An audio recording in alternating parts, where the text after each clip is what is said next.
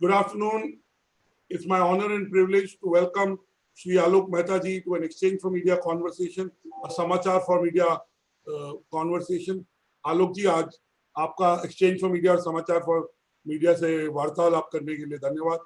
Shri Alok Mehta doesn't really need an introduction, but as it is customary, औपचारिक रूप में मैं उनको आप लोगों को इंट्रोड्यूस कर दूं. उनके 5 दशक पत्रकारिता में पूरे होने वाले हैं और 2009 में उनको पद्मश्री अवार्ड से नवाजा गया. हिंदुस्तान की मीडिया में और एडिटोरियल इकोसिस्टम में जितनी भी बड़ी संस्थाएं उनके ये हेड किसी न किसी समय रहे हैं. जितने भी बड़े अखबार आप सोच सकते हैं या पत्रिकाएं सोच सकते हैं उन सब के संपादक रहे हैं और इन्होंने पिछले 50 साल में बहुत निष्पक्षता से और बेबाक होकर के पत्रकारिता की है और ये आज भी बहुत एक्टिव है. आलोक जी, आपका स्वागत है एक्सचेंज फॉर मीडिया संवाद में. पहली बात तो ये बताइए पिछले 120 दिन आपके लिए कैसे रहे और आपने क्या किया? किताबें लिख रहे हैं, लेख लिख रहे हैं, क्या कर रहे हैं? नमस्कार अनुराग जी, आपके साथ जो आप जितने लोग जुड़ते हैं, खास करके एक्सचेंज फॉर मीडिया और समाचार फॉर मीडिया ने एक पिछले दशकों में जितना काम किया है वो मेरा ख्याल है कि इसके लिए भी पहले तो बधाई. चूंकि डिजिटल क्रांति तो आज हम लोग ज़्यादा बात कर रहे हैं.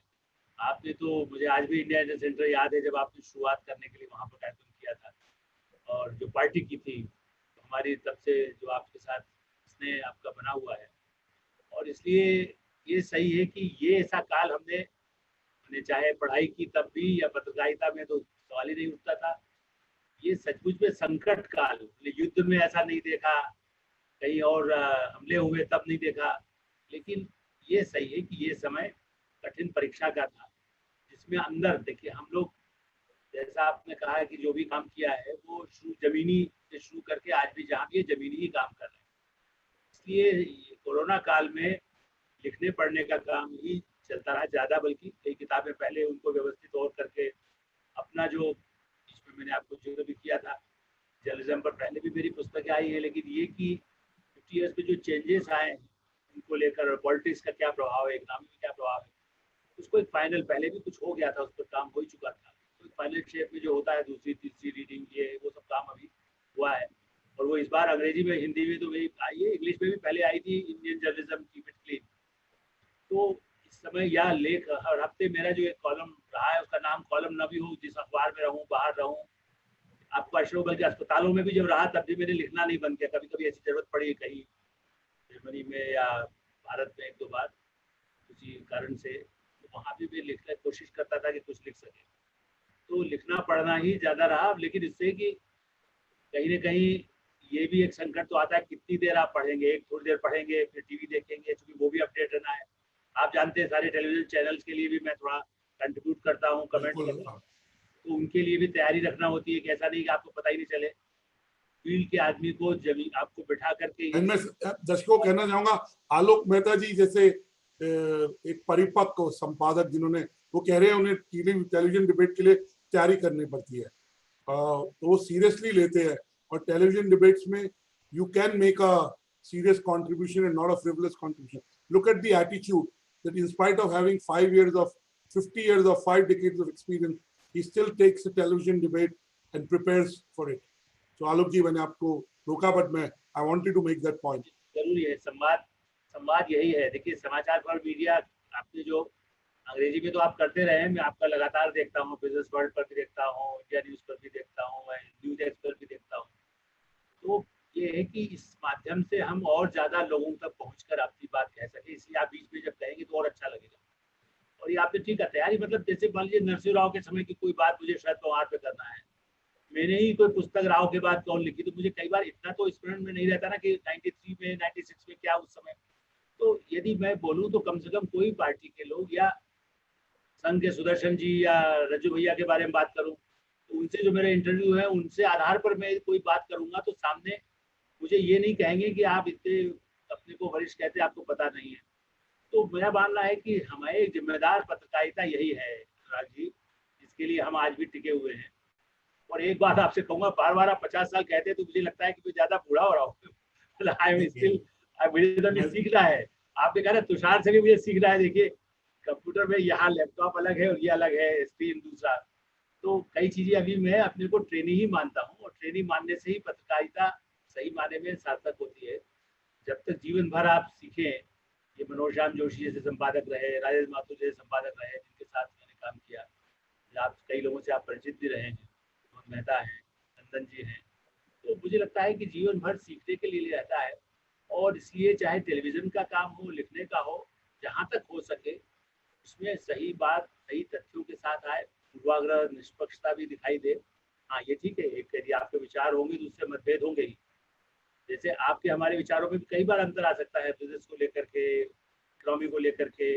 आप भी बहुत आशावादी है, मैं भी बहुत आशावादी हूँ। कुछ मामलों में हमारी समानता है, कई बारे में आपको लगता है कि नहीं बहुत ही मुश्किलें आने वाली है, मैं कहता हूँ नहीं, मुश्किल के दौर हमने बहुत देखे हैं। और इसलिए मैं कह रहा हूँ 50 इसलिए मत कही कि मैं उस कम उम्र में जरूर आ गया। दिल्ली 71 में आया, उससे पहले 1 डेढ़ साल में नई दुनिया में फुल टाइम काम इंदौर में भी कर चुका था। तो 70 में पूर्णकालिक, जब राजेंद्र माथुर आए पूर्णकालिक संपादक हो करके रेडियो में, पहले वो भी कॉलेज में पढ़ाते थे और साथ में एडिटोरियल लिखने के लिए खाली आते थे। जब पूर्णकालिक वो ज्वाइन किया तब मुझे भी संयोग से, मैं उज्जैन में संवाददाता था तो मुझे काम करने को बुला लिया गया। कम उम्र में शुरू किया, इसलिए लोगों को ये ना लगे कि मैं बहुत बूढ़ा हो गया हूँ, मैं बूढ़ा नहीं हुआ हूँ। ये जरूर बताना बार बार, इसलिए नहीं कि मैं कोई ये और कहना चाह रहा था कि खराब नहीं आज है। भी आप, मैंने कहा कि आज भी आप यू आर वेरी एक्टिव, और and you know you writing book, writing columns, you been editing till very recently a newspaper, a magazine, so I know you are very active and वो अच्छी बात है। तब मैं आपसे एक बात पूछना चाहूंगा कि आज हम जब बात कर रहे हैं तब टेलीविजन के 20 साल पूरे हो गए, न्यूज टेलीविजन के, और न्यूज टेलीविजन का हमारे समाज पे, पॉलिटिक्स पे, इकोनॉमी पे, एक जनमानस की एक कॉन्शियसनेस पे बहुत इम्पैक्ट है। तो आपने ये इंडियन न्यूज टेलीविजन की 20 साल से एक जर्नी देखी है, तो आप इस पे मैं आपकी टिप्पणी चाहूंगा कि हम ये जर्नी कैसी रही है और हम किस तरफ जा रहे हैं। देखिए अनुराग जी, ये सही है कि टेलीविजन एक क्रांति हुई। जब कलर टेलीविजन आया उस समय आपको शायद अंदाज ही होगा कि मैं जर्मनी में 3 साल रेडियो में ही काम करके आया था, वॉइस ऑफ जर्मनी में। और वहाँ के टेलीविजन में भी मैं, तब भी डोइचे वेले का शुरुआती दौर था, टेलीविजन के लिए भी तैयारी कर ही रहे थे वो लोग। और इसी तरह मैंने वॉइस ऑफ अमेरिका के लिए दिल्ली से लगभग 10 साल, जैसे कहते हैं कि अलग से, जैसे कंट्रीब्यूटर की तरह या कोऑर्डिनेटर की तरह भी काम किया। तो उस समय एक ऑडियो विजुअल का मेरा एक थोड़ा एक हो भी रहा। जब यहाँ पर स्टार शुरू हो रहा था, या जी जिसमें रजत शर्मा जी हमारे पुराने में थे, तो एक तरह से देखा जाए तो के बाद नरसिंह जी प्राइम मिनिस्टर थे, तब वहाँ पर ही पहला एक तरह से इसका भी कार्यक्रम हुआ। तो एक क्रांति सी आई। कलर टेलीविजन राजीव गांधी लाए, उदारता के साथ इस टेलीविजन में प्राइवेट चैनल आना शुरू हुए। और अब जितने बड़े पैमाने पर भारत में, मैं इसलिए दुनिया की चर्चा मैंने की कि मैंने अंतर्राष्ट्रीय स्तर पर भी देशों की यात्राएं की हैं कई बार, और वहाँ रहा भी हूँ। इसलिए मैं कह सकता हूँ कि भारत का टेलीविजन मीडिया, आपके यहाँ बड़ी बहस चलती है वैसे कि बड़ा बर्बाद हो गया है। हो सकता है मैं उन लोगों में से हूँ जो खराब मैं खुद ही हूँ, क्योंकि मैं कहता हूँ कि खराब नहीं हुआ है, जितना ज्यादा विस्तार हुआ है, जितनी फ्रीडम आपने दी हुई है, मैं देखता हूँ, मतलब आपने अगर आप पूरा एक संस्थान चला रहे हैं, लेकिन उससे ज्यादा बड़े संस्थानों में भी आज भी जितना टेलीविजन आने से रीजनल चैनल्स का जो स्कोप बढ़ा है, जो रीजनल अखबारों का बढ़ा था। आप तो कितना हैदराबाद में भी आप प्रोग्राम करते हैं, ईनाडू जैसे यूएस टुडे था 87 में, यूएस टुडे जब आया तो उसने रीजनल एक दिन को शुरू किया, 63 एडिशन, मुझे आज भी याद है, उनके दफ्तर गया था तो 87 में ही। तो उस समय लगा कि ऐसा जिले स्तर पर भी काम हो सकता है, उसने वाशिंगटन पोस्ट और न्यूयॉर्क टाइम्स को किया। आज भी भारत के टेलीविजन में मैं कहता हूँ, चाहे अखबार हो या टेलीविजन हो, कोई ये कहे कि मेरा ही संपूर्ण एकाधिकार है, मैं उससे असहमत हूँ। चाहे मेरे सारे ऐसे नेशनल डेली जिनको कहते हैं, वीकली को एडिट किया है, मैं हमेशा कहता था भाई ये मत कहो राष्ट्रीय। राजेंद्र माथुर जी ने हमको ये सिखाया, राष्ट्रीय तब है आप हर जिले में या हर प्रदेश में तो कम से कम आपका एडिशन हो। तो वही चैनल जो बीच में टीवी 18 और कई और कोशिश कर रहे हैं, पहले टीवी की तरह पे हुआ था, ईनाडू से ही वो आइडिया निकला था। तो भारत में आपने जो सही कहा कि टेलीविजन ने एक समाचारों का या इंटरटेनमेंट का भी इतने दरवाजे खोल दिए जो दुनिया के किसी मुल्क में नहीं, अमेरिका जापान में भी नहीं है, जापान में भी। लेकिन मैं इसको प्रतियोगिता भी नहीं मानता। लोग ये समझते हैं कि आप प्रिंट के हैं इसलिए आपको टेलीविजन में लगता, मेरा मानना है, या डिजिटल भी, ये सब एक दूसरे के पूरक है। एक पीढ़ी के साथ दूसरी पीढ़ी को जैसे हम जाते हैं ना, विरासत देते हैं, तैयार करते हैं। हम जो टेलीविजन देखता है वो सोचता है अरे लिखा क्या है। अनुराग बत्रा जी ने अपने चैनल पर कई बार समाचार मीडिया में भी कहता हूँ भाई आप यही चीज जो बोला है आपने किसी कार्यक्रम में या बिजनेस वर्ल्ड में, वो हमें हिंदी में भी पढ़ने को कैसे मिलेगा।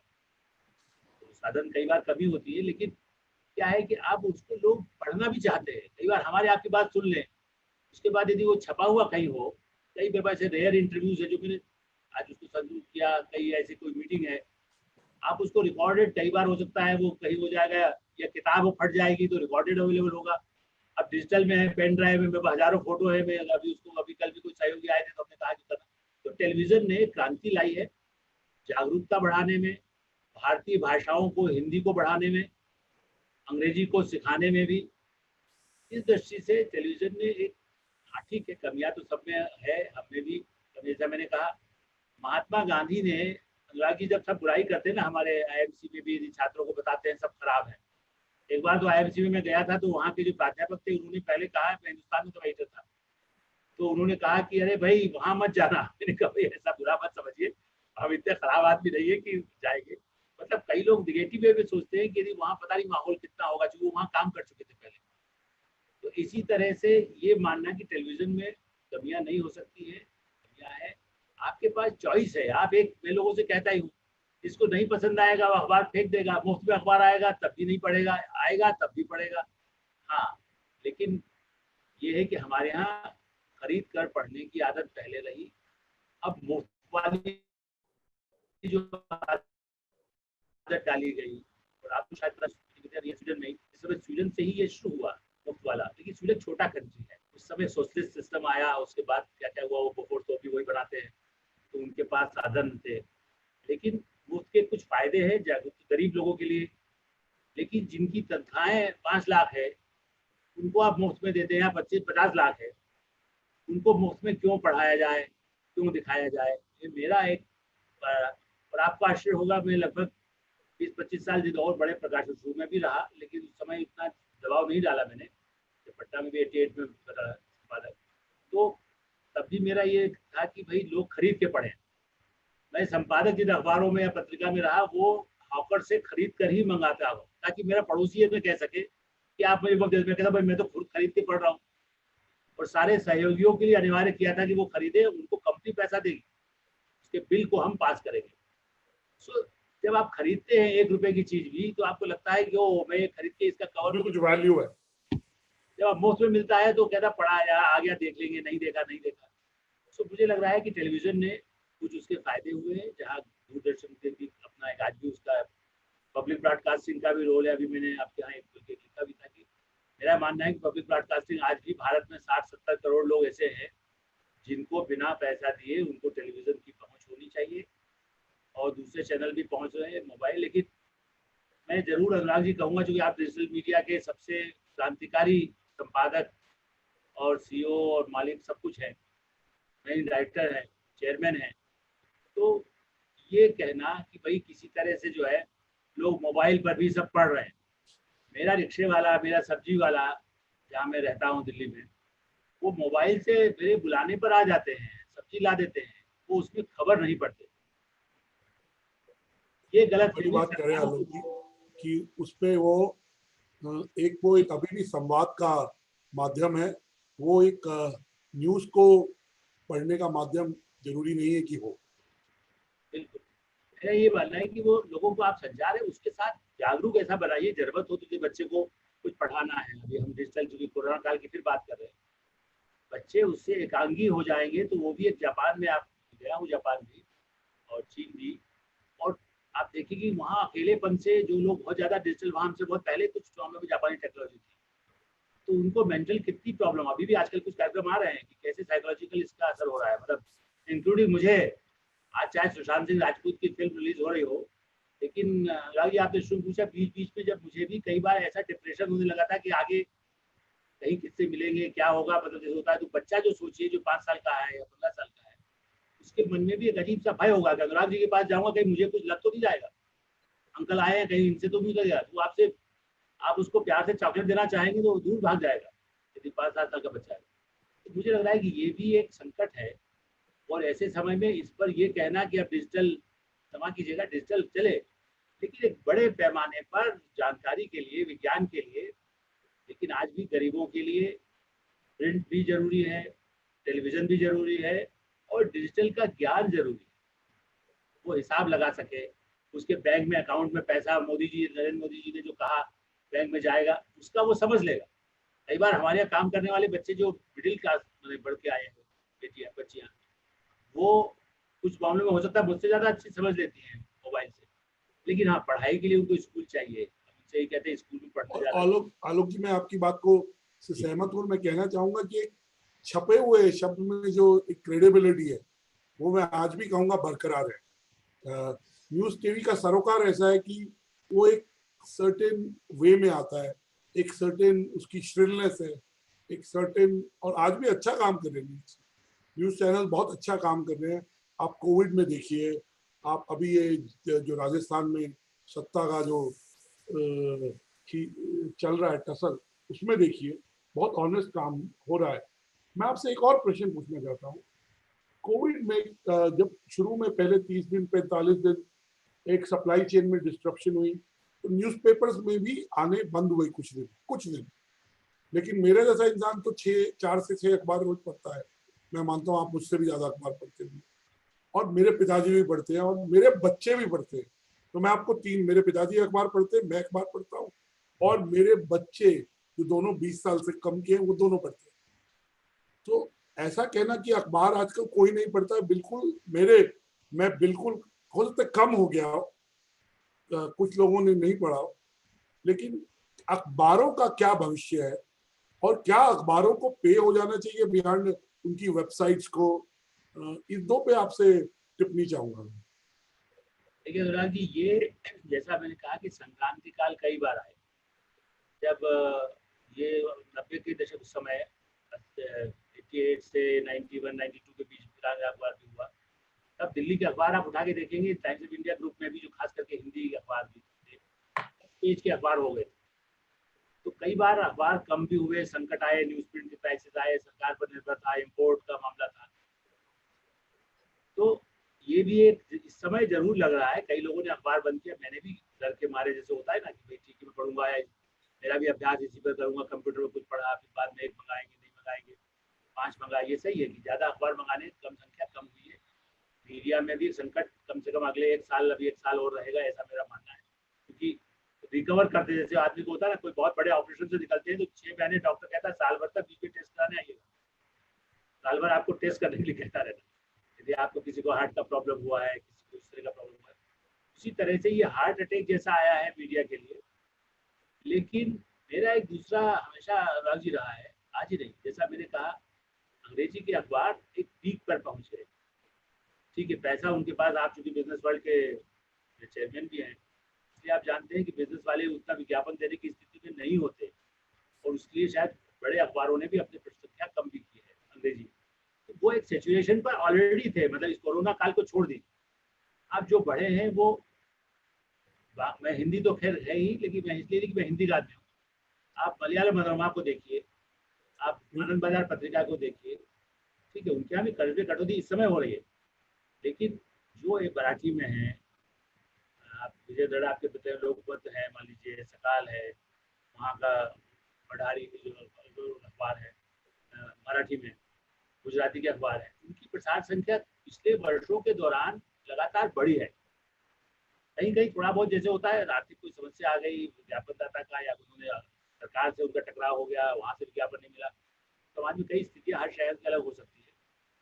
तो अभी भी ये जो आपने सवाल किया ना कि आगे क्या होगा, मेरा मानना है कि जैसे आप रिकवर करके धीरे धीरे, पहले आपको चलना कहा, फिर आपको कहते हैं कि हार्ट का कुछ प्रॉब्लम हुआ, पैरों का कुछ हुआ ऑपरेशन, आप इसके बाद सीढ़ियाँ चढ़िए।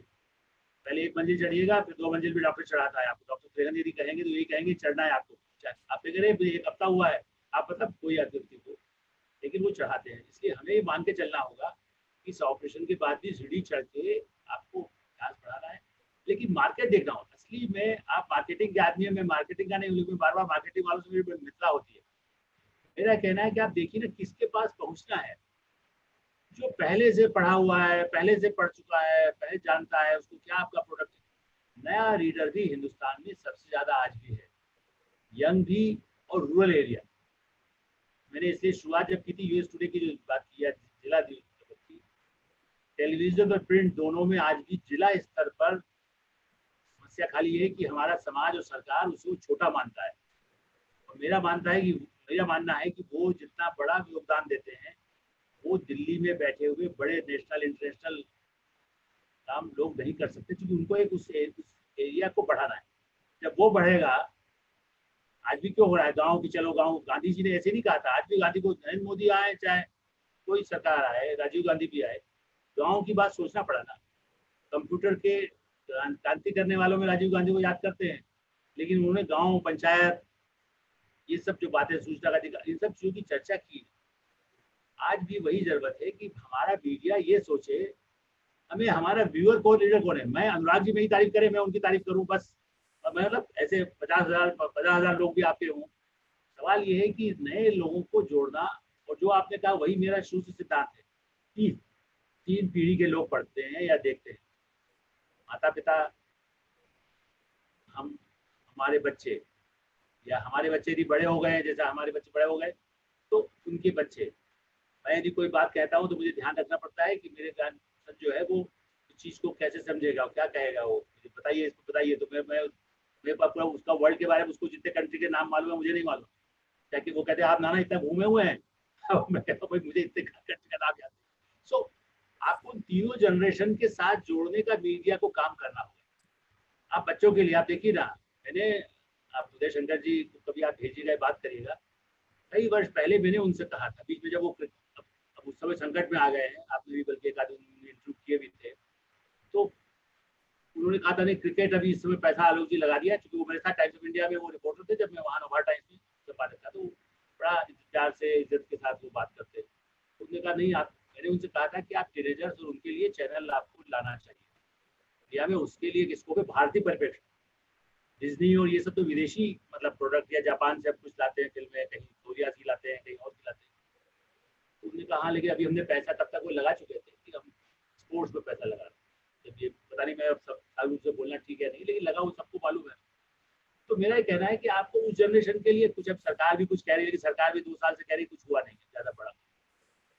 तो यंग उनमें क्या है, किसान चैनल के लिए सही है कि अभी किसान चैनल चल रहा है, लेकिन मेरा अनुभव यह है, बताता है कि वो उतना, अब चाहे वो दूरदर्शन का टीआरपी आप लोग ज़्यादा जानते हैं, लेकिन जितना उसमें होना चाहिए वो नहीं हो पाया। तो उस मार्केट के लिए आपको मालूम है, हमने नई दुनिया दिल्ली में लॉन्च किया, तो मेरी शर्त ये थी उस समय प्रबंधन से कि मैं एक गांव के लिए अखबार निकालना चाहता हूँ, इसलिए मैं आउटलुक छोड़ के नहीं आना चाहता। तो उन्होंने कहा नहीं, हम निकालेंगे। एक मशीन का मुझे बकायदा दिखाया भी गया कि हमने गुड़गांव में ये मशीन ऑर्डर किया है। बात का किस्सा नहीं बताते, 4-5 साल बाद जो भी हुआ वो कहानी अलग है। तो मेरा माना वो नहीं निकला, लेकिन मेरा सपना तब भी था जब राजेंद्र माथुर जीवित थे और जब टाइम्स ऑफ इंडिया में बड़े संकट, उनके ऊपर प्रेशर कुछ अलग तरह के आ रहे थे हम लोगों पर, तो तब भी मैंने उनसे कहा था कि आप चिंता मत करिए, हम लोग झाबुआ से भी अखबार निकाल देंगे, कोई ऐसी बात नहीं। और उसको देश भर में, कोची से अखबार कहीं भी सबसे ज़्यादा चल सकता है, तो झाबुआ से अखबार नहीं चल सकेगा ऐसा नहीं। मतलब उसको एडिशन तक तो इतनी टेक्नोलॉजी भी नहीं आई थी, लेकिन एक आत्मविश्वास था कि हम कर सकते हैं। तो मुझे ऐसा लगता है कि हमें ये देखना होगा कि नया व्यूअर, नया रीडर कहाँ पर है। जो है वो तो है ही, लेकिन आप देखिए, जो लोग पूंजीपतियों की बुराई करते हुए कहते हैं, वो देखता है ब्याज कितना आने वाला है, वो पहले उल्टी तरह से शुरू करता होगा, इसकी आमदनी क्या होगी। हम शुरू करते हैं कि मेरा कहाँ पर नाम आएगा, मेरा नाम कहाँ दिखाई देगा, मेरा चेहरा कहाँ दिखाई देगा। मेरा कहना है कि आप उसको देखिए कि जो दूर में, एक बार विनोद दुआ जी ने कार्यक्रम किया था, तो आउटलुक की जो मैं हिंदी की आउटलुक है, कहीं नागालैंड के किसी उस पर खड़े होकर उन्होंने दिखाया, देखिए ये आदमी, जबकि नागालैंड में क्या 2 कॉपी जाती है मुझे नहीं मालूम कैसे गई। उन्होंने कहा स्टेशन पर वो आखिरी पॉइंट पर बात कर रहे थे, कहीं रिकॉर्ड में होगा, और उन्होंने दिखाया कि आउटलुक यहाँ पर एक आदमी हिंदी का ये पढ़ रहा है। वो वहीं का आदमी था, वो तो हिंदी अरुणाचल प्रदेश में आई। तो मुझे बड़ा मुझे खुशी हुई कि नागालैंड या अरुणाचल में भी चाहे वो 5 कॉपी जाती, छत्तीसगढ़ में ने थोड़ा दबाव डाला था आउटलुक पत्रिका के समय में कि पंचायत दबाव मतलब कहा, रिक्वेस्ट किया, दबाव ये कह सकते हैं कि मेरी इच्छा है कि गांव में अखबार जाए, तब तक नदिया भी नहीं आए। तो मैंने कहा कि साहब कुछ कर दीजिए, तो उन्होंने पंचायतों के लिए स्वीकृत कर दी एक कॉपी। वो जो मुझे खुशी है उस तरह की कि उन गाँव की पंचायत में एक कॉपी जाती थी और 50 आदमी पढ़ते थे या सुनाते थे दूसरे को, जो हाँ, बड़ी बात थी उनके लिए। प्रयोग की जरूरत मीडिया में। और मैं कहूंगा वो जो अखबार एक कॉपी लेके 50 लोग पढ़ते थे या 30 लोग पढ़ते थे, वो कहीं न्यूज टेलीविजन आज बन गया है जहां 30 लोग एक खबर देख रहे हैं टीवी पे। मुझे बताइए, टीवी न्यूज आपने बहुत करीबी तौर से देखा है, बहुत सालों से आप सब बड़े हिंदी अंग्रेजी न्यूज चैनल्स पे कमेंटेटर हैं, और कोई भी बड़ा इवेंट हो, चाहे इलेक्शन हो, चाहे बजट हो, चाहे स्टेट के इलेक्शन हो, आपको बुलाया जाता है। तो मुझे आप थोड़ा सा ये बताइए कि आप 20 साल हो गए न्यूज टेलीविजन के, ये न्यूज टेलीविजन जा किस तरफ रहा है, न्यूज टेलीविजन किस तरफ जा रहा है, जो न्यूज टीवी है। और दूसरा, आज राष्ट्रवाद, किसी भी राष्ट्रवाद, चाहे संपादक हो, चाहे टीवी चैनल हो, चाहे अखबार हो, राष्ट्रवाद एक बहुत बड़ा मुद्दा हो गया। तो इन दो बातों पे मैं आपसे टिप्पणी चाहूंगा। देखिए, टीवी राष्ट्रवाद भी मुद्दा रहे, गांव भी रहे, शहर भी रहे, ऐसा टीवी नहीं कर रहा है। वही मैं बार बार कह रहा हूँ कि ये कहना कि टीवी नहीं कर रहा है ऐसा नहीं, लेकिन हाँ ये सही है, जो चाहे संसाधनों की कमी प्रिंट में भी आज भी है। देखिए, लंदन का टेलीग्राफ अखबार काफी दिन उनका पढ़ेंगे के संपादक का एक जूली आई हेस्टिंग्स करके रहे हैं, उनका पूरा उन्होंने आत्मकथा जैसा लिखा टेलीग्राफ जिस समय पीक पर 90s में। तो उनका भी यही कहना था कि किस तरह से लोगों को आप कितना कंटेंट अच्छा देते, उस पर कितना खर्चा, वहाँ भी बड़ा क्राइसिस था। टेलीग्राफ डूबने की कगार पर नए प्रबंधन ने लिया, और ये जो सिर्फ राइटर और फ्रीलांस जैसा काम करते थे, इनको चीफ एडिटर बना दिया। तो उन्होंने कंटेंट के लिए बड़ा मतलब जोर भी लगाया, जो मैं भी कहता रहा हूँ हर संस्थान में कि अनुराग जी मेरे मित्र हैं, चाहे मैं उनको इतना ही 5,000 रुपया दूँ कि 500 रुपया दूँ, लेकिन उनको कुछ पैसा जरूर मैं भेजना चाहूंगा, तब मैं उनसे लिखवाऊँ। तो कंटेंट के लिए खर्च करने पर हमारे यहाँ बहुत साधनों में कुछ ही संस्थान करते हैं, चाहे वो टेलीविजन हो, वो मशीन पर खर्च करेंगे। मैं नाम नहीं लेना चाहता, कई जो लोग शुरू भी हुए बंद हुए, हजारों करोड़ रुपया लगा दिए। अभी फिर नाम नहीं लेता, लेकिन मुझे सचमुच में दुख होता है अनुराग जी, जहाँ पर जिनके पास सबसे अधिक पैसा हो, उनका चैनल आपके, जब सुबह भी मैंने आपके यहाँ या किसी चीज पर देखा साइट पर, तो 8वें नंबर पर या 7वें नंबर पर, तो मुझे लगता है पैसे से नहीं होता, पैसे से नहीं होता। बुरडोक गया था, बुरडोक ने आलोक जी बहुत बड़ी बात कह रहे हैं कि मीडिया और पत्रकारिता पैसे से नहीं होती, वो जज्बे से होती है, प्रोफेशनलिज्म से होती है, और एक जुनून से होती है। There is a craft of journalism, you have to be fearless, you have to be with a spine, और अपने दर्शकों और पाठकों का जो इंटरेस्ट है उसको आगे रखना पड़ता है। बहुत बड़ी बात कर रहे हैं आलोक मेहता जी। यस मेहता जी। इसमें मैं जोड़ दूंगा कि दोनों चाहिए, लेकिन दूसरी तरफ मैं पूंजीवाद के इसलिए खिलाफ नहीं हूँ। मैं हमेशा कहता हूँ यूनियन से मेरे बड़े टकराव हुए, आप समझते बिहार में भी रहा। चारा कांड जब हमने छापा तो उन्होंने यूनियन में भी काफ़ी उसको प्रेरित किया, चारा कांड के खिलाफ प्रेस में आग भी लगाई। तो धमकियाँ, चेतावनियाँ कई तरह की, हर लोगों को आई, ऐसा नहीं है कि नहीं आई। तो हिंदू संगठन हो उनसे भी आई, प्रेशर आते थे कई इस तरह के कि आप ये करिए, हम नहीं मानते। तो कंटेंट जहाँ महत्वपूर्ण, लेकिन पैसा भी चाहिए। मैं यूनियन के साथियों से हमेशा कहता था, बिल्कुल, सरस्वती और लक्ष्मी का वास दोनों का होना चाहिए। जरूरत है पैसे के बिना। आप भी कोई चलाना चाहेंगे तो आप कहेंगे भाई मैं बिजनेस वर्ल्ड के इतने सारी चीज निकालूंगा, उसको डेली करने वाला हूँ। पैसा तो आपको विदेशी देशी कहीं से लाना होगा ना, मुझे चाहिए। या मैं कोई अखबार निकाला, मैं क्यों नहीं अखबार निकाला, मैं नहीं निकाल सका क्योंकि पैसा मैं इतना नहीं जुटा सकता जो कोई भी पूंजीपति लगा सकता। लेकिन वही पूंजीपति को गलत फहमी नहीं हो, जैसे ब्रांडिंग है आपके इसमें भी आजकल की, वो पहले बोल रहे कि आप इसमें जुड़ना है तो उसमें ब्रांड बताइए। सवाल ये है कि ब्रांडिंग जो है वो भी एक फायदा है, लेकिन व्यक्ति भी एक फायदा है। वही पत्रिका, वही अखबार, और जैसा अभी का आपके, बल्कि मैंने आखिरी आज सुना था शशि शेखर जी का, मुझे उस समय पता नहीं चला था, उन्होंने भी कुछ पैसों का जिक्र किया था अंत में कि कितना पैसा ज्यादा मिलता है, नहीं मिलता है। मैं आपके लिए छोड़ता हूँ, कभी आप सर्वे एक्सचेंज फॉर मीडिया की तरफ से कराइए, समाचार मीडिया से भी, कि इंडिया के 2 बड़े अंग्रेजी अखबारों के, ऐसे नाम नहीं ले रहा हूँ, कि आपके सबसे अच्छे संबंध हैं, तो मैंने उन सब संस्थानों में काम किया है, इसलिए मेरी उनसे लड़ाई नहीं है, लेकिन मीडिया मेरे लिए एक परिवार है, एक समुदाय है। मैं एक्सचेंज फॉर मीडिया, समाचार फॉर मीडिया, मीडिया में जो अच्छी चीजें हैं उनको उजागर करने के लिए, और मैं कहना चाहूंगा मीडिया कर्मी और मीडिया ओनर्स भी, एडिटर्स भी बहुत टफ सर्कमस्टांसेस में काम कर रहे हैं, बहुत वीक इकोनॉमिक एनवायरनमेंट में काम कर रहे हैं, दबाव में काम कर रहे हैं, कम रिसोर्सेज से काम कर रहे हैं। तो while we'd like to be honest about what has happened, we'd like to focus on what the positives are, and that is a stated position, and I have not only stated it, we live it like that.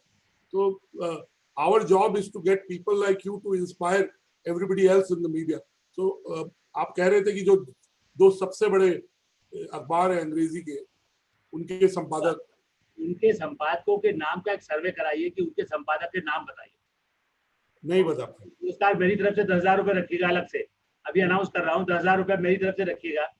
जो सही मैं मान रहा हूँ आप किस तरफ जा रहे हैं। मीडिया लोगों के नहीं बात कर रहा हूँ मैं, मीडिया के लोगों को उस पर बैन करिएगा कि मीडिया लोग नहीं करेंगे। कॉमन रीडर जो हो वो बता सके संपादक, और उनसे भी पूछा जाए कि उन्होंने साल भर में क्या लिखा। संपादक बनने के लिए 10 करोड़ रुपए आप दें मुझे तनख्वाह, तो कहें कि आलोक जी आप लिखेंगे, जैसे मैंने कहा ना, अभी मैं अंदर कमरे में हमें बिठा रखा है, आपका आग्रह नहीं होता, मैं बहुत कम इस तरह के वीडियो पर बात करता हूँ, मुझे लगता है यार बड़ा बेचैन हो जाता हूँ। तो मुझे लगता है कि आप मुझे बिठा देंगे, कहेंगे बोलो नहीं, लिखो नहीं, और आपको आलोक जी 1 करोड़ घर में पहुंचा दूंगा।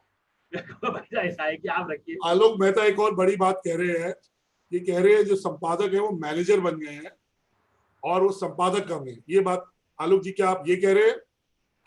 नहीं, मैं मैनेजर नहीं कह रहा हूँ, मेरा कहना है कि जब ये मान लिया जाए कि हम खाली, ठीक है वो प्रोडक्ट खराब नहीं निकाल रहे, लेकिन कुछ ब्रांड बना रहे, लेकिन लोग कई बार, मैं फिर भी बार बार अपना आपस का जो जिक्र कर रहा हूँ कि भाई लोग विनोद मेहता बने, हम नहीं, राज माथुर को पढ़ना है, शरद जोशी, गिरिलाल जैन, दुनिया में मैं नहीं, जब टाइम्स ऑफ इंडिया पढ़ता था खाली गिरिलाल जैन होते थे।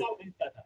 वो प्रोडक्ट वो कहाँ, वो दिल्ली में आए तब उनको कोई नहीं जानता था, लेकिन दिल्ली में भी वो उतने ही लोकप्रिय हुए। बिहार में भी लोग शरद जोशी को जितना पढ़ते थे, वो कॉलम लिखते थे, वो एडिटर भी नहीं। तो मेरा क्या है, कंटेंट और मनी दोनों जुड़ा हुआ हो, उनको इतना ही दिया जाए, उनको दिया तो जाए, मैं नहीं कह रहा हूँ कि आप हम मुफ्त पे कुछ करेंगे, लेकिन ज्यादा पैसा दे करके काम खाली जोड़ने का हो, तो वो काम उनके सहयोगी भी पहले भी करते रहे, ऐसा नहीं। पैसा तो महात्मा गांधी निकालते थे, तो कोई मुफ्त थोड़ी, बिरला हाउस में उनको उनसे पैसा नहीं लेना था, लेकिन सुविधाएं साधन तो चाहिए ना हजर निकालने के लिए। तो मेरा ऐसा मानना है कि ये कहना कि वो सबसे बड़ा अखबार या सबसे बड़े संपादक क्योंकि पैसा ज्यादा है या बड़ी गाड़ी है, देखिए पाठक को क्या मालूम है, टेलीविजन पे जो देख रहा है वो सोचता रहे ये तो अमिताभ बच्चन के बराबर अनुराग जी होंगे, लेकिन मालूम है अनुराग जी हैं, अमिताभ बच्चन है, वो मतलब आप उस तरह से। वैसे मैं कहना चाहूंगा हम दोनों ए बी हैं, बट वहीं पे सिमिलैरिटी खत्म होती है। यही नहीं, मेरा मतलब कि उस तरह से ग्लेमर बना होता है। आप जो मूलतः आप कह रहे हैं कि एक तो आज जो मीडिया ब्रांड्स हैं वो इंडिविजुअल से बड़े हो गए हैं, और बड़े अखबारों के संपादक क्योंकि वो खुद नहीं लिख रहे हैं, खुद न्यूज में you know they are not in front, उनको पाठक नहीं जानते। ये बात ये कह रहे हैं पाठकों का सीधा लेना देना है खबर से, और जो लोग खबर ला रहे हैं जिनसे वो तारुफ हो पाए उनसे लेना देना है। ये बात आलोक जी कह रहे हैं। बिल्कुल, मेरा मानना है कि देखिए उससे आदमी से भी अच्छा काम कर रहा है, उसको देखना भी चाहता है, पढ़ने के लिए भी उसकी रुचि होती है, दुनिया में भी। मैंने कहा ना मुर्डो की भी ये परंपरा शुरू हुई लंदन में, मुझे यहाँ भी लोगों ने, प्रबंधकों ने कहा कि लंदन में कहाँ छपता है, लेकिन वॉशिंगटन टाइम्स और न्यूयॉर्क टाइम्स में संपादक और मैनेजिंग एडिटर एग्जीक्यूटिव सबके नाम छपते हैं। तो ये एक अलग बहस है कि हम उनके नाम, तो ये दूसरे के पूरक है। और अभी आपने टेलीविजन की बात कही, इसलिए मैं फिर से आग्रह करता हूँ, मैं कई बार आपके जो कई मित्र भी हैं सीईओ, उनको भी कहा कि आप अपने साथियों को कंटेंट के लिए कोई समय 2 घंटा जैसे होता है ना, 1 घंटा आपको विश्राम के दिया जाता है, कंटेंट के लिए वो दूसरों पर निर्भर है, उनके कान में कोई और बता रहा है, पब्लिक क्या समझती है कि वही बोल रहा है, हो सकता है किसी ने, मैंने उनको गलत यदि फीड कर दिया कान में कि आप कह रहे हैं उनकी ग्राउंड रिपोर्टिंग नहीं है, उनकी अपनी जमीन से पकड़ नहीं है कहीं की, ये बात कह रहे हैं आलोक जी। सबकी नहीं, मतलब कई ऐसे हैं हमारे मित्र, उनके पास, उनको प्रेशर है, ऐसा नहीं उनकी गलती भी नहीं। उनके लिए मैं फिर कहूँगा कि उनके कंटेंट अच्छे के लिए भी प्रबंधन ही जिम्मेदार है। उनको उसे भी, जैसे उनके लिए वो लंच का इंतजाम करती है, यदि 18 घंटे वो काम कर रहे हैं, तो उनको पढ़ने के लिए कि आप बैकग्राउंड पढ़िए, या आप जैसे कंसल्टेंट को रखिए, भाई अनुराग जी हफ्ते में एक बार आएंगे, सैटरडे आधा घंटा 1 घंटा कब देंगे, या आजकल तो वीडियो पर भी है, तो कुछ बातें ऐसी बताएंगे जिनसे कि आप इनरिच हो सके। आज कई ऐसे संपादक जो टीवी में चले गए, प्रिंट से ही कई सारे, मैंने कहा ना, उदय शंकर हो चाहे राजदीप जी हो, जितने कई ऐसे संपादक टीवी में भी आए हैं जिनके पास पुराना बैकग्राउंड है, पढ़ते लिखते भी, आज भी किताबें भी लिखते हैं, और फिर बहुत सारे हैं, मतलब एनडीटीवी में हैं, बहुत पढ़े लिखे लोग हैं।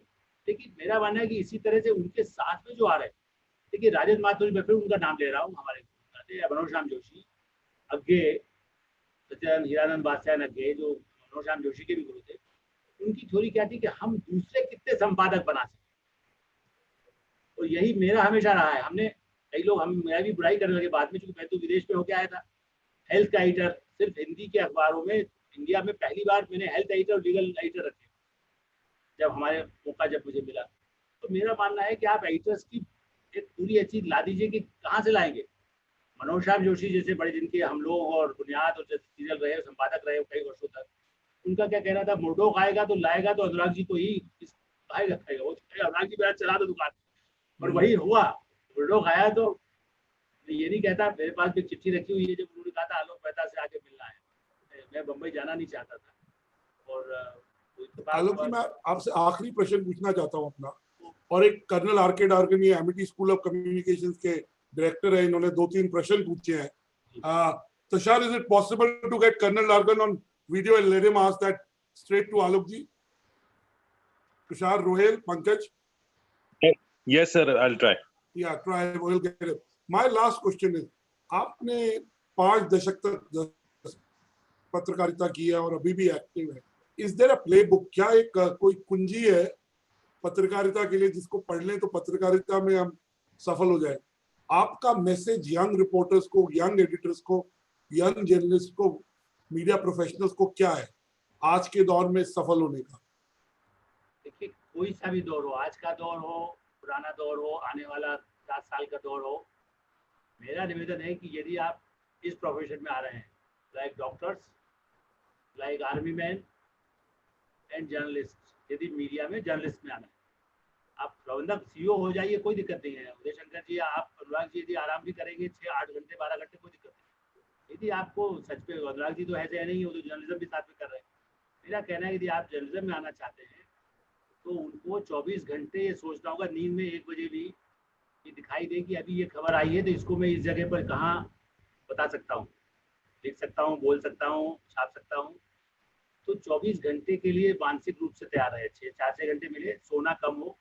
ये नहीं कि नहीं, मैं हमेशा हंसता हूँ, प्रधानमंत्री नरेंद्र मोदी जी के लोग कहते हैं वो 4 घंटे 6 घंटे, मैं कहता हूँ मैं तो जीवन भर यही हुआ, बचपन से कम उम्र में शुरू किया, कॉलेज भी जाता था, काम भी करता था, रात को 12 बजे आता था, फिर 7 बजे कॉलेज चला जाता था। तो इसलिए आपको 24 घंटे तैयार रहे, खुद पढ़े और हमेशा सीखने का मन बनाए रखें, वरना एटीट्यूड ऑफ अ लर्नर।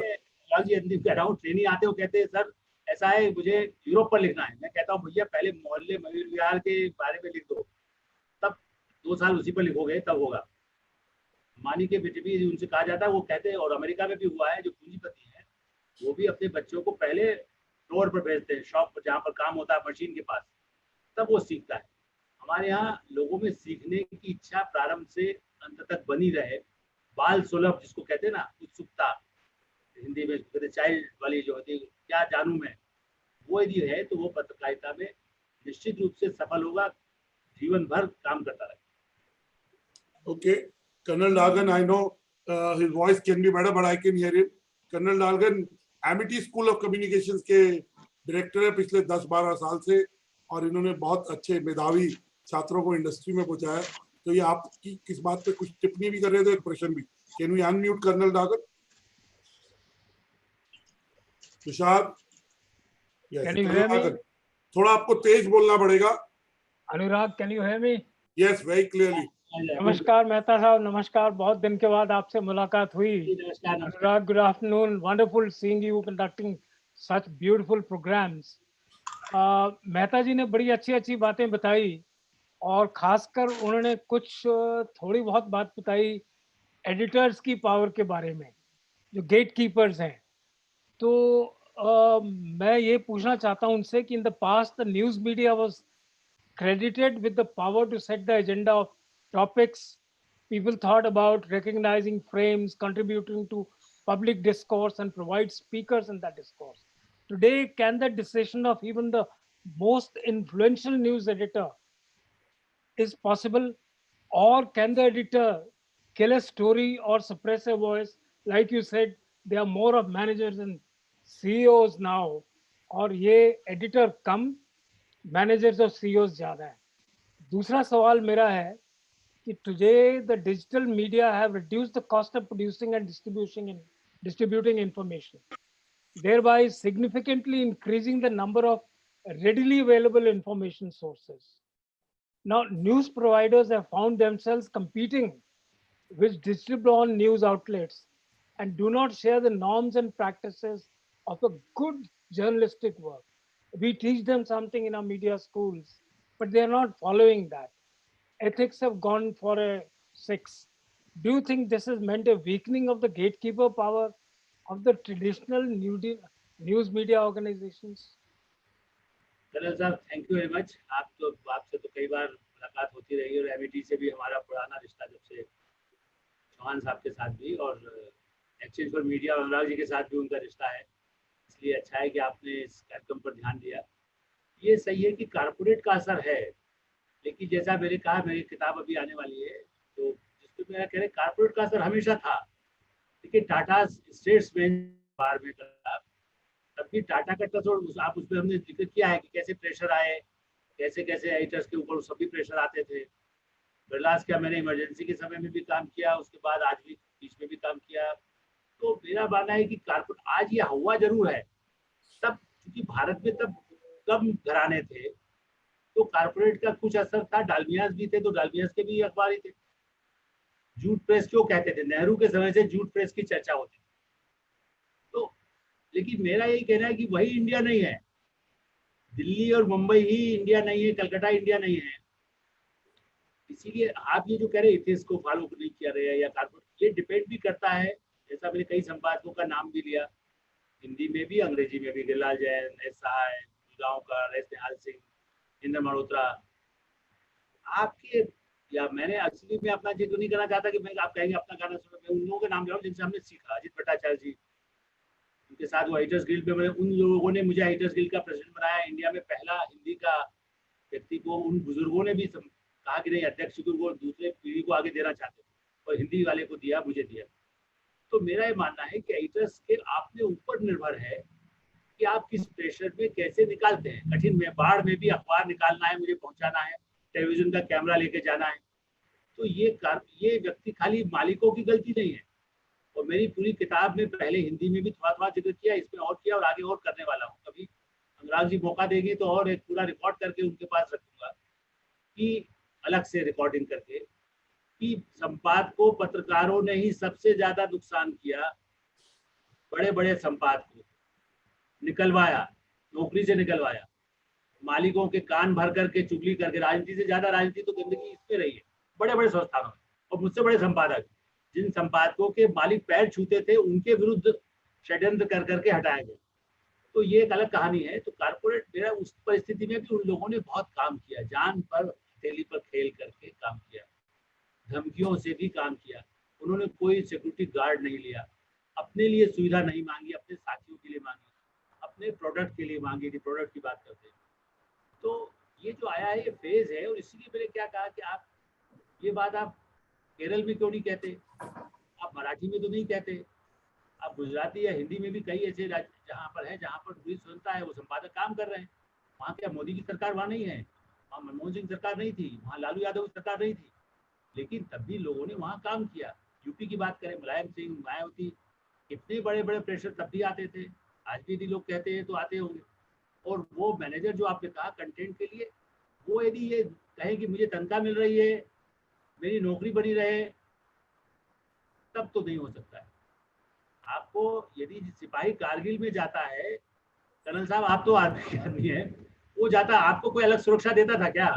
आपके साथी अलग बात है कि वो सुरक्षा देंगे, तो उन सबके लिए कोई सुरक्षा अलग से कोई ऊपर से भगवान, मतलब कहने को भगवान साथ होता है, लेकिन खुद की अपनी, तो एडिटर्स ये सोचे कि मुझे सेफ्टी के उसी में ही रहना है, नहीं हो सकता है। और जो ऐसे सोचते हैं उनका कोई नाम नहीं जानता है। जो खतरा मोल लेते हैं, जो अच्छा काम करते हैं, उनको कारपोरेट भी जानता है, उनको ओबामा भी जानेगा, उनको नरेंद्र मोदी भी जानेंगे। वो असहमत हो सकते हैं, वो चाय नहीं पिलाएंगे। आप यदि हमने कोई कड़वी बात बोली या लिखी तो क्या होगा, अगली बार वो चाय नहीं पिलाएंगे। चाय तो हम भी पानी मिला करके पीते ही हैं। खाना खाएंगे, खाना भी हम खिला देंगे, वो नहीं खाए खिलाएंगे।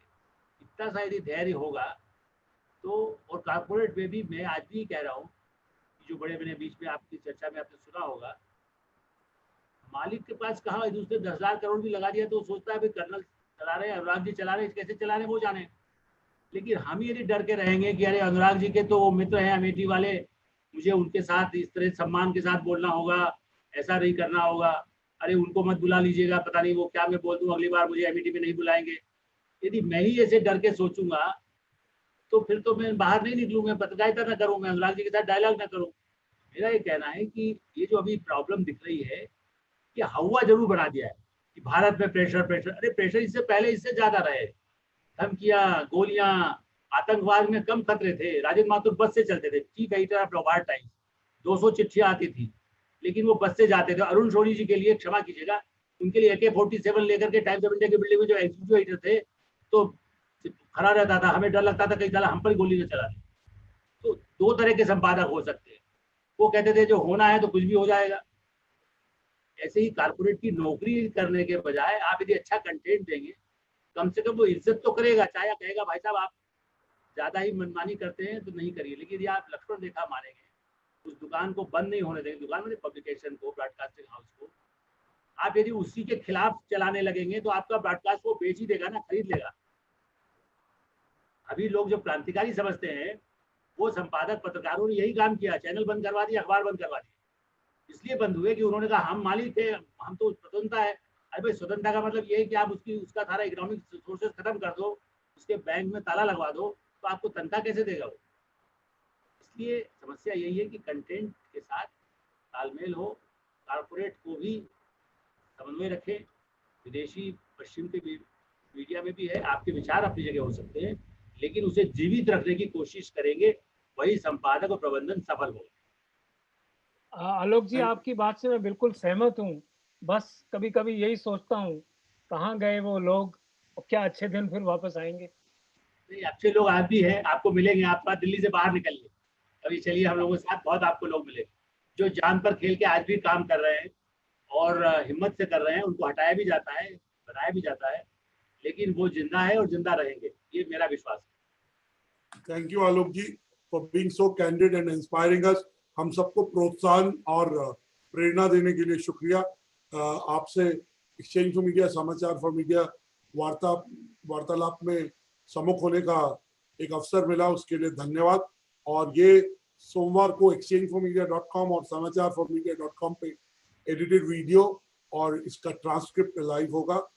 For those of you not been able to join full, you can check out the video on Monday or read the full transcript of this on exchangeformedia.com या हिंदी में समाचारformedia.com पे।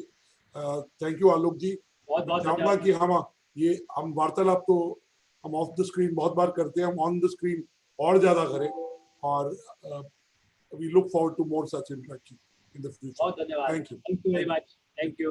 Thank you mister Raju.